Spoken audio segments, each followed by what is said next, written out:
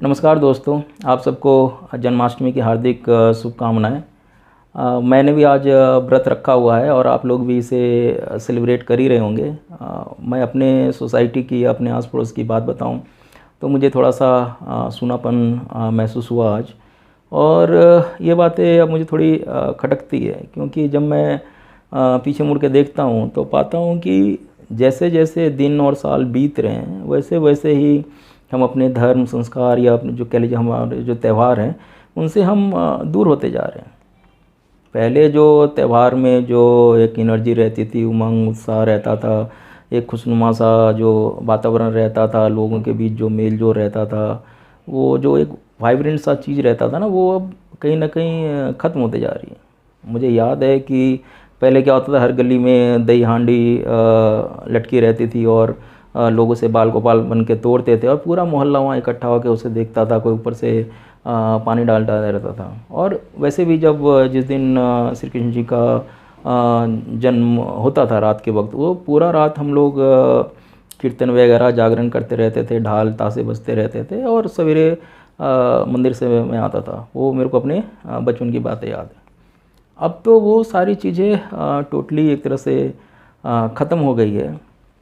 और सोचता हूँ तो वही लगता है कि भाई जो आज का ये अपना एज है, राइट, वर्चुअल वर्ल्ड का एज है, राइट। यहाँ जो भी हमारे टीवी है, मोबाइल है, ओटीटी प्लेटफॉर्म है या जो सोशल मीडिया है, राइट, उसने हम सब लोग को एक तरह से घर में कैद करके रखा है। कहने को तो ऐसा फील होता है कि भाई हम पूरी दुनिया से कनेक्टेड हैं, बट सच्चाई ये है कि वो एक वर्चुअल कनेक्शन ही है। इन रियलिटी हम कटे जा रहे हैं एक दूसरे से, और एक दूसरे से भी कटे जा रहे हैं, और अपने जो ये धर्म संस्कार त्यौहार है इनसे भी कटे जा रहे हैं। मैं आज खुद सोच रहा था कि यार कि अगला जब कोई भी फेस्टिवल आता है तो मैं खुद एक इनिशिएटिव लेके ट्राई करूँगा कुछ चीज़ें ऑर्गेनाइज़ करने की, ताकि ये चीज़ें ख़त्म ना हो जाए। पता चला है कि आने वाली जनरेशन में मेरे बच्चे कोई फेस्टिवल वगैरह मना ही नहीं रहे हैं। जो त्यौहार हो रहा है, छुट्टी मिल रही है तो बैठ के उसमें ओटीटी पे, नेटफ्लिक्स पे फिल्में देख रहे हैं। और वैसे भी मैं देखता हूँ कि जो महसूस करता हूँ अपने समाज में या दोस्तों के बीच या अपने परिवार में, कि उनमें एक अरुचि सा, एक कह लीजिए ना, अवहेलना का भाव आता जा रहा है अपने धर्म को लेके, अपने त्योहारों के लेके।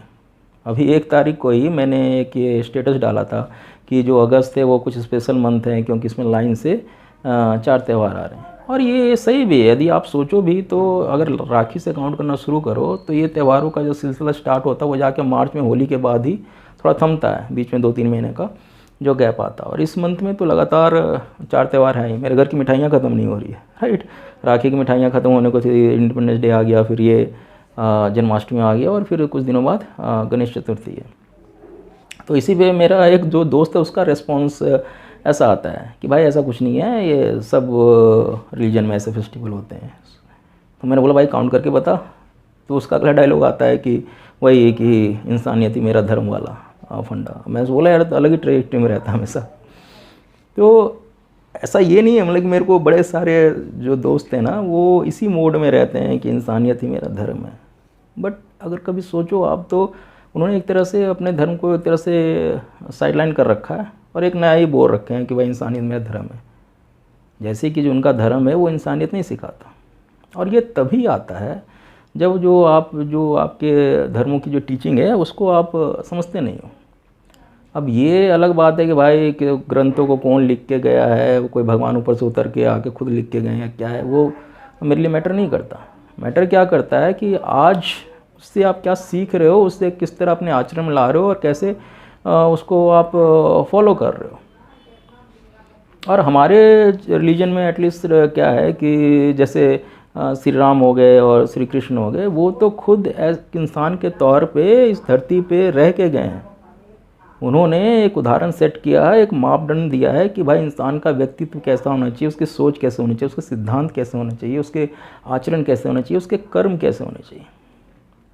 आज ही हम जब ये जन्माष्टमी मना रहे हैं तो कभी आप सोचो श्री कृष्ण के बारे में और श्री कृष्ण होने के मायने क्या हैं, उससे हम क्या सीख सकते हैं। और ये चीज़ मैंने भी कहीं पढ़ी थी, पर कई बार होता है ना कुछ चीज़ें आप पढ़ते हो तो you relate it very closely, आपको दिल के करीब रहता है तो आपको याद रह जाता है। तो वही बात है, मैंने पढ़ा था कि भाई कृष्ण होने के मायने क्या हैं, राइट। तो यदि कृष्ण के मायने जब वही मैं अगर आपको बताऊं जो उसको पढ़ के मेरी अंडरस्टैंडिंग है कि भाई यदि आप गांव के गरीब ग्वालाओं से लेके राजा महाराजा तक, है ना, एक सहज भाव के साथ घुल मिल के आप रह सकते हो तो आप कृष्ण हो। द्वारका का वैभव होते हुए भी यदि आपका कोई सुदामा जैसा दोस्त है तो आप कृष्ण हो। सर्वसमर्थे यानी हर गुण में निपुण होने के बाद भी आप सब कुछ कर सकते हो, फिर भी आप किसी के सारथी हो तो आप कृष्ण हो। सुदर्शन जैसा हथियार होने के बाद भी यदि आपके हाथ में हमेशा बांसुरी है तो आप कृष्ण हो। एक गाली पे ही किसी का गला काट देने का ताकत रखने के बाद भी आप धैर्य से मुस्कुराते हुए अगर 99 गालियाँ और सुन सकते हो, अपमान सह सकते हो तो आप कृष्ण हो। तो आप सोचिए कि आप में कितना कृष्ण है। और भगवान कृष्ण भी तो एक तरह देखा जाए तो इंसान के रूप में ही थे ना धरती पे, तो उनमें भी कुछ थी कमियां, अहंकार की। भाई एक बार एक प्रसंग है महाभारत का, आई थिंक वो एक अकेला वही प्रसंग है जिसमें वो कहते हैं ना अपने उग्र रूप में आ जाते हैं और खुद ही अपना बखान करने लग जाते हैं कि भाई क्या है मेरी शक्तियाँ समझ लो, जो तुम मेरे को इतना समझ रहे हो ना। तो वो बताते हैं कि आखिर वो हैं क्या। तो वही जो प्रसंग है राइट, जिसमें कि वो जाते हैं दुर्योधन के पास पांडवों का दूत बनकर, कहते हैं कि भाई 5 गांव दे दो, ठीक है, जो भी राज्य है धन दौलत संपत्ति वगैरह सब रखो, ठीक है, 5 गांव दे दो, ये युद्ध नहीं होगा। और उस पर दुर्योधन क्या होता है कि उनका अपमान करने लग जाता है, बोलता है भाई ये तो डरपोक है, इसको पकड़ो, जंजीर बांधो, जेल में बंद करो, भेजो ही नहीं इसको।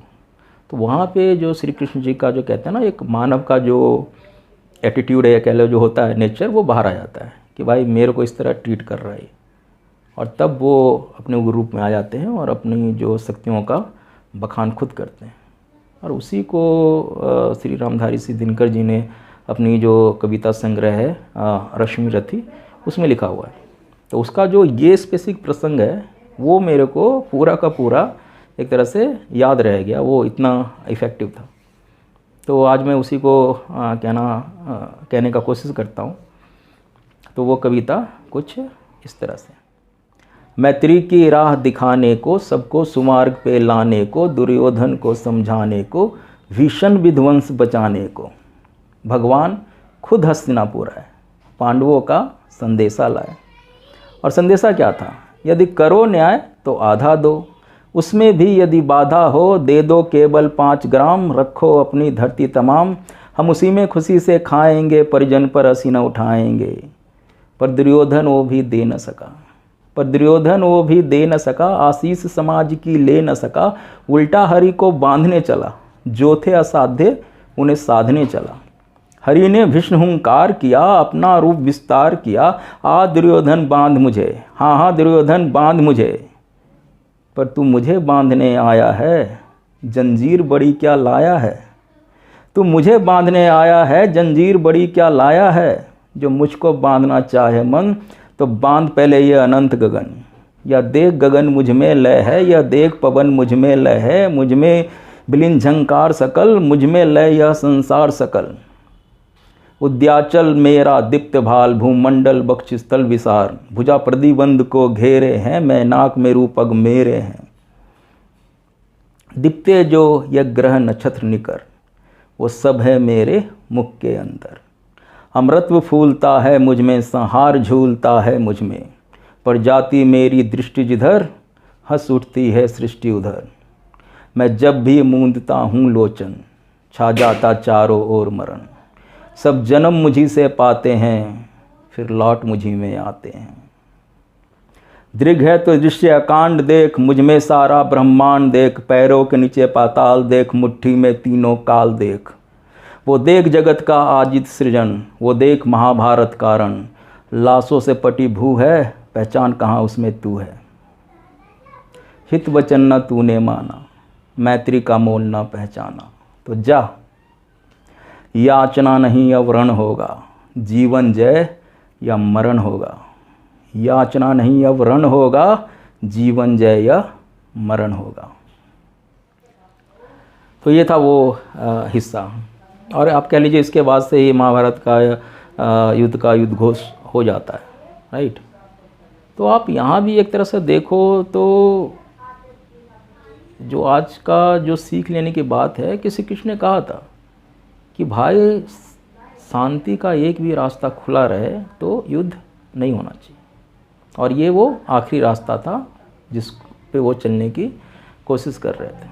पांडव तो कह रहे थे भाई कि द्रौपदी के साथ ऐसा किया है, या हमारी सारी जो राज्य संपत्ति सारा हथिया के बैठा हुआ है, हम उससे युद्ध करके छीन लेते हैं। पर श्री कृष्ण जी ने कहा था कि भाई कल जब लोग इतिहास के पन्नों को पलटे तो वो ये ना कहें कि भाई सिर्फ धन संपत्ति राज्य के लिए या अपना अपमान का बदला लेने के लिए उसने अपने जो कहते हैं ना चित प्रचित लोगों का, अपने संबंधी बंधु लोग का हत्या कर दी या युद्ध आरंभ कर दिया।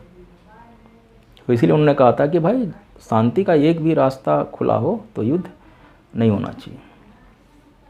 तो इस तरह की सीख है हमारे ग्रंथों में, हमारे मान्यताओं में, तो हमें उसकी कद्र करनी चाहिए। इनफैक्ट पूरी दुनिया को उसकी कद्र करनी चाहिए, और हमें चाहिए कि इन सब चीज़ों को हम अपने दिल के करीब रखें, एटलीस्ट अपने बच्चों या जहाँ तक भी पहुँचा सकते हैं उनको इन सब बातों को बताएं, ताकि आने वाले दिन में ऐसा हो कि जब आने वाला जनरेशन सेलिब्रेट करे इन त्योहारों को तो हमें महसूस किया रहे वो उसी तरह त्यौहार सेलिब्रेट कर रहे हैं जैसे हमने अपने बचपन में किया था।